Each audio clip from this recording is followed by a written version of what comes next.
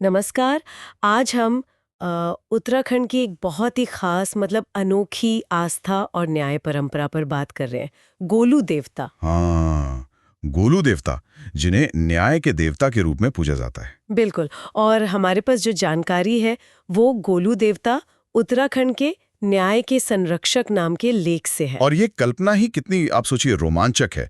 एक देवता सफेद घोड़े पर सफेद कपड़ों में न्याय देने आ रहे हैं। हाँ, और उन्हें भगवान शिव का ही एक रूप गौर भैरव उनका अवतार माना जाता है। ये गौर भैरव जो खुद ही न्याय और दंड के देवता हैं। तो आज हम यही समझने की कोशिश करेंगे कि आखिर गोलू देवता है कौन, उनके जन्म की कहानी क्या है और उत्तराखंड में न्याय के प्रतीक वो कैसे बन गए, मतलब क्यों मानते हैं लोग इतना। हाँ, चलिए इस दिलचस्प विषय में थोड़ा और गहरा उतरते हैं। जरूर। देखिए, शुरुआत उनके वंश और पहचान से करें तो गोलू देवता के पिता थे राजा झालू राय। और माँ का नाम था कालिंका। अच्छा, और एक और दिलचस्प बात, उनके दादा और परदादा दोनों का नाम हाल राय था। अरे, ये तो रोचक है।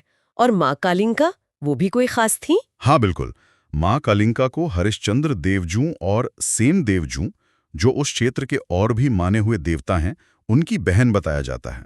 हम्म। और कुछ लोग तो मतलब इतिहासकार गोलू देवता को कत्यूरी राजाओं का सेनापति भी मानते हैं। कत्यूरी राजा, वो तो काफी महत्वपूर्ण शासक थे ना उस समय हाँ, के। जी हाँ बिल्कुल। और उनका जो शुरुआती केंद्र था वो चंपावत में था।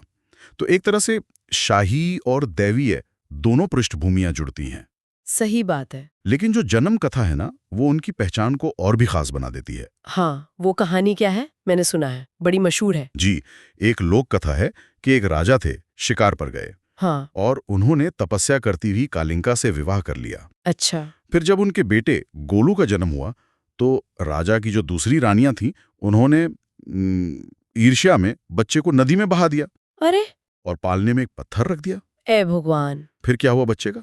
कहानी कहती है कि एक मछुआरे ने उन्हें बचाया, पाला पोसा। अच्छा, बच गए। हाँ, लेकिन कहानी का असली मोड़ तब आता है जब वो बालक थोड़ा बड़ा होकर अपने लकड़ी के घोड़े को नदी किनारे ले गया पानी पिलाने। लकड़ी के घोड़े को पानी पिलाने? हाँ, तो लोगों ने टोका कि ये क्या कर रहे हो, लकड़ी का घोड़ा कहीं पानी पीता है? हाँ, सही बात है। तो उस बालक का जवाब सुनिए।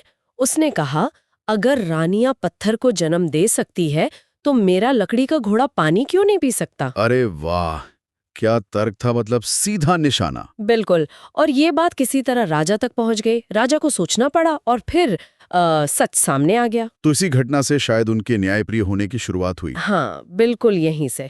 इसके बाद दोषी रानियों को सजा मिली और गोलू को उनका सही स्थान मतलब राजगद्दी मिली।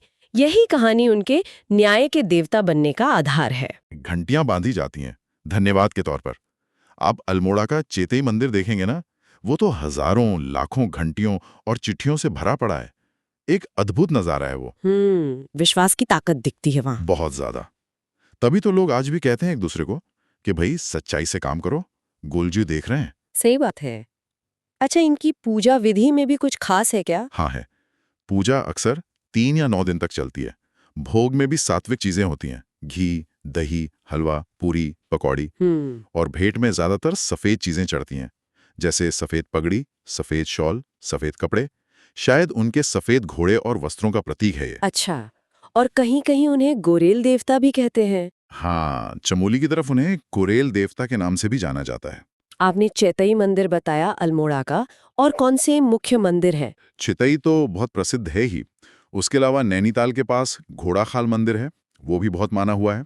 फिर चंपावत मंदिर, जिसे उनका मूल स्थान भी कहते हैं। और अल्मोड़ा में ही ताड़ी खेत के पास चमारखान मंदिर भी है। ये सब मुख्य स्थान है। तो मतलब गोलू देवता सिर्फ एक पौराणिक कथा नहीं है, बल्कि वो तो उत्तराखंड की संस्कृति में, लोगों के मन में सच्चाई और न्याय के एक बहुत शक्तिशाली प्रतीक है। बिल्कुल। और ये देखना कितना फैसिनेटिंग है कि चिट्ठियों और घंटियों से न्याय मांगने की ये जो अनोखी परंपरा है, ये आज भी जिंदा है। ये दिखाती है कि जहां शायद व्यवस्था मतलब सिस्टम पहुंचने में समय ले, वहां आस्था लोगों को एक सीधा रास्ता दिखाती है। हाँ, ये बात तो है। लोगों का ये विश्वास कि जहां कानून शायद धीमा पड़ जाए, वहां गोलूजू की चिट्ठी काम करती है, ये अपने आप में बहुत कुछ कहता है। बिल्कुल।